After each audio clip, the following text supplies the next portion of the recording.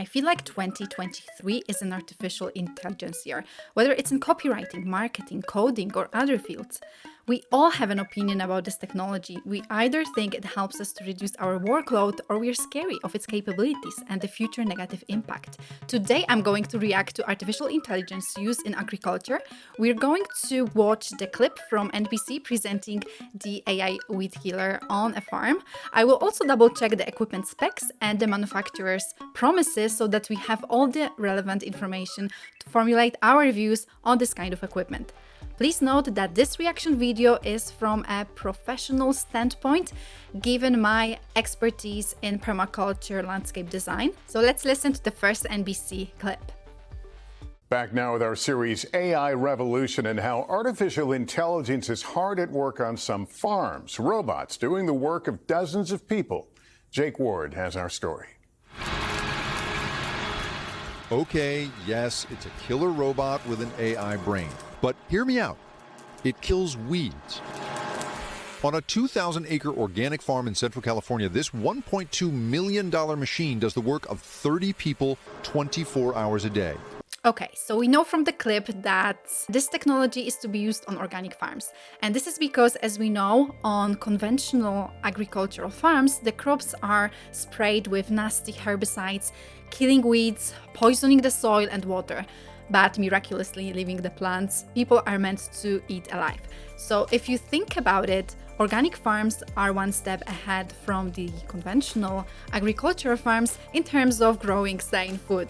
They don't spray nasty herbicides onto weeds, but they use the workforce to get rid of weeds. In the video, we learned that the 1.2 million machine does the work of 30 people 24 hours a day. I wasn't sure what it meant exactly, so I started looking for more comprehensive stats. From the Free Think article linked below, we get to know that the machine can eliminate more than 100,000 weeds per hour and weeds 15 to 20 acres of crops in one day. And for comparison, a laborer can weed about 1 acre per day. So it seems that the machine can replace about 15 to 30 people each day on 15 to 20 acre field, and this is because the machine covers 2 acres per hour at the speed of 1 mile per hour. Okay, let's listen to the second clip. The machine is thinking, it's learning, it's understanding what it's seeing. What AI is great at is telling the difference between things. In this case, the difference between chard and a weed, and then killing the weeds with lasers. CEO Paul Mikesell has invented a system that fries weeds too small for a human hand to grab, in bursts that last only milliseconds. The field smells like burnt popcorn. The whole trick here is the lasers disrupt the cellular cycle within the plant with heat energy. Okay, so we have a field that smells like burnt popcorn. What they say is that the machine disrupts the weed cellular cycle with the heat.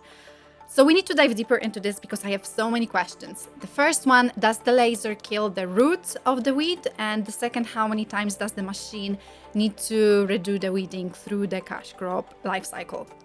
So let's see what the manufacturer is saying about the laser process itself. So laser weed killing weeds at the meristem before they compete for precious resources. And this is what we know about meristems from the biology lesson. I don't know what part of the weed is affected by the laser, and by researching this, I found some answers to my questions. It will be linked down below. And the study highlights that small weeds are more sensitive to lasers and require less energy than large plants. It's also best to direct the laser at the new plants that have either just started growing their first leaves or when they have 2 permanent leaves. At these times, the weeds are easier to get rid of because they haven't fully developed the part that helps them grow the most. So we know how effective the machine is in killing the weeds. What about the frequency of doing the same work on a patch? And the study says that the laser weeding operates by selectively heating a small section of the soil surface. However, different weed species have varying temperature requirements for seed germination, and seeds from weed species with higher temperature preferences may remain dormant in the soil seed bank after an initial laser treatment. only to emerge later in the season. Additionally, the localized heating of the spot may stimulate dormant seeds of other weed species to germinate quicker within that specific area. So I think it's safe to conclude that the AI weed killer machine has to kill weeds multiple times during the cash crop life cycle. And if we compare the machine with the workforce, this is exactly what workers have to do in real life. We know that the workers come back to the field a few times to remove the weeds as they grow back really fast.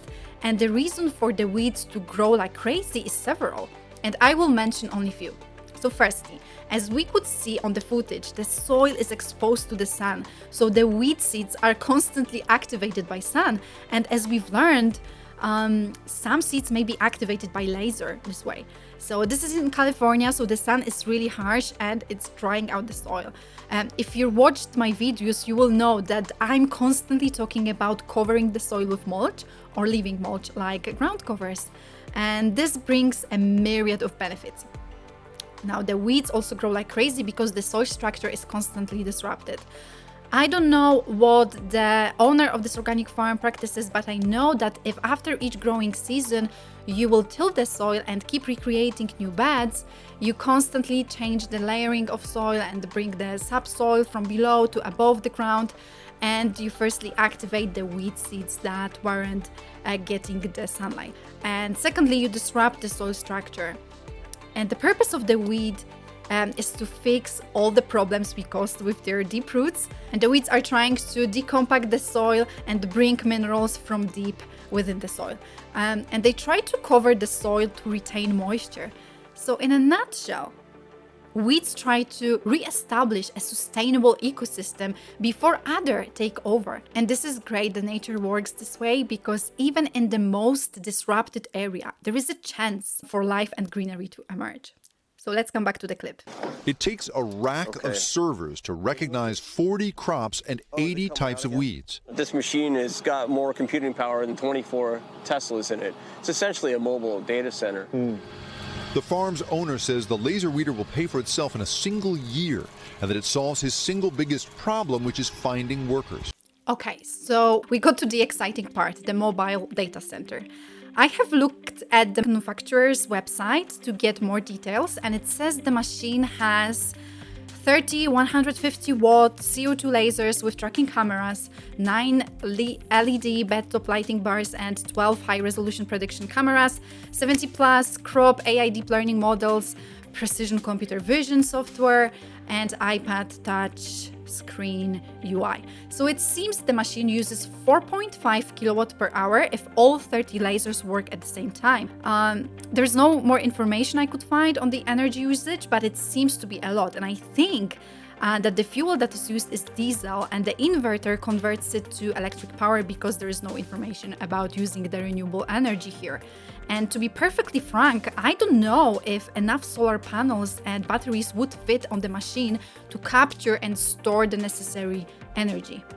Comment down below if you're familiar with solar and lasers, and how much energy you think these lasers would require to run in 24 hours. Let's look at the next clip. We're just not getting the influx of new folks that want to come in to this deal. Now, in a job like behind us on this tractor where someone could be making, a really good wage, $30 an hour, he's got a laptop, that's a little easier to find that person.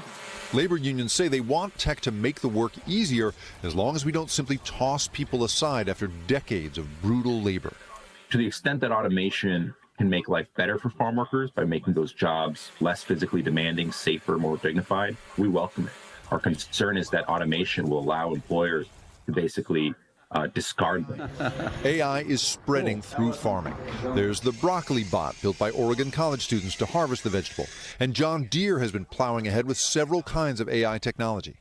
Okay, I have mixed feelings about this because firstly, they said that the machine can replace workers, and this could save farmers money on the workforce expenditures. But in fact, they stated that they could break even 1 year after purchasing machine. But just so you know, the manufacturer says that the investment will pay off from 1 to 3 years. So we never know. And then they stated that it's really difficult to find people willing to work on fields and do weeding.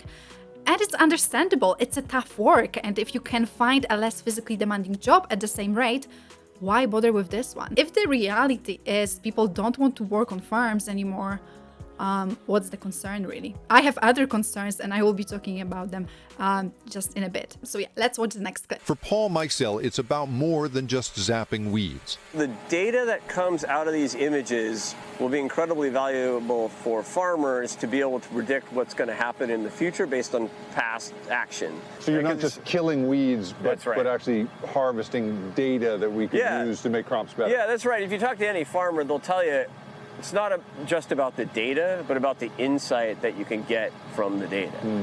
Meixel expects AI will allow robots to work in fields and factories in entirely new ways. The capabilities are too great, and the wave is only starting right now. Jake Ward, NBC News, Soledad, California. Okay, I won't be commenting on other machines that were quickly mentioned here. In this video, I am focusing solely on AI weed killer, but if you want to see similar videos on other technology in agriculture, let me know in the comments. So in the video, they talk about obtaining a valuable data from the AI machine that collected through the past actions of killing weeds at certain times of the year. I assume the data would be about predicting the frequency in which the machine must work on particularly difficult plot with particular crops, and the data could be also about the emergence of new weeds or the frequency of weed re-establishment. So essentially, I think the data they're going to get revolves around the machine learning and predictions regarding the future machine operations.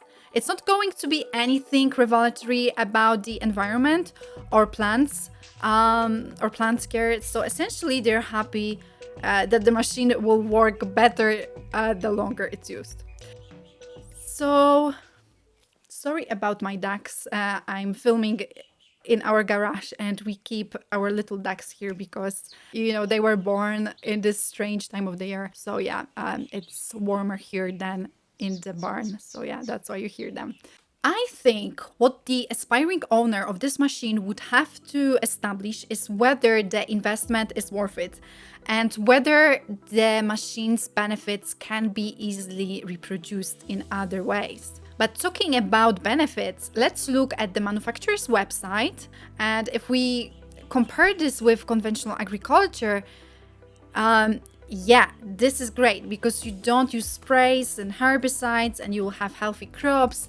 It says that the soil microbiology is undisturbed after using these lasers, and I am not too sure about that. I don't know what's the impact on soil microbes, which are tiny little bacteria and fungi helping to deliver nutrients to plants. So it's possible that after several laser spot treatments, there could be less and less microbes. That's, you know, something to think about. So this is the same point raised about the use of herbicides, and I wouldn't say that this machine would make the farm automatically regenerative. You know, regenerative could be the hype word used here, but regenerative agriculture has many principles all tied to permaculture. You know, we'd be prioritizing soil health through practices like minimal tillage, cover cropping. I didn't see any cover crops on this farm, and seeing the exposed soil like this to permaculturists is really hard to look at, because we know this could be done better for the benefit of all the farmer, crops and the microbes. You'd also have diverse crop planting, increased biodiversity, integrated livestock for sustainable farming, also sustainable water management, agroforestry, and holistic decision making. There are two more points about saving costs that would be otherwise spent on herbicides and workforce. In terms of precautions, I can see on the website that the machine contains class 4 laser product, and one may suffer from invisible laser radiation if exposed to direct or scattered radiation. Interestingly, in the study I have mentioned before, the researchers have stated that laser beam delivering concentrated energy can ignite dry materials on contact, posing a fire risk. And historical incidents highlighted the fire risk associated with laser weeding. Continuous surveillance during and after operation is crucial. especially at night. So definitely you wouldn't want the autonomous weed killer, so the one that operates without a driver. Oh, scary. And to get rid of any dry material, unfortunately, plowing may be necessary in this case, which is so unfortunate. So I think this is a serious concern, especially in California, where this organic farm is located, as the risk of wildfires is huge there. Now, in permaculture, we try to minimize the fire risk by inserting special landscape features, but on a farm like that, the risk is so high. So if you have the money to buy the machine and are thinking about it, it's better to ask someone who's used the equipment for a year or so to recognize the machine's limitations. I'm not saying that the manufacturer is not saying the truth. I think they presented the technology really well, and they talk about its benefits, especially in comparison to modern agriculture, which has so many flaws as we know it. But as with all technology, we should be doing our best to evaluate long-term benefits and long-term costs of adopting it, and especially the energy use. If, on the other hand, your budget isn't that high, or you're scared of the risks or implications of using such machine, then do not worry.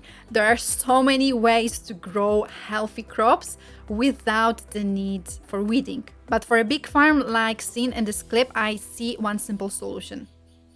Cover crops. They can be sown to outcompete weeds for nutrients and space, and they won't hinder the growth of vegetables or, other cash crops. In fact, they will improve soil structure, add organic matter, they can fix nitrogen from the air, and they can provide habitat for beneficial insects. Since we've changed what we do, we've reduced the fertilizer bill on our farms significantly. We haven't used any artificial phosphates or potash on our farm for 6 years now, and with nitrogen fertilizer, we've significantly reduced the amount that we use. I believe that as we've increased the amount of legumes in the system and the cover crops and improved the soil health, there is more available nutrient for the plant, and we don't need to put it on in the expensive bagged form that we always used to. If you want to know more about these practices, let me know in the comments, and I will make more detailed video. I'm really sorry that I'm not enthusiastic about this development.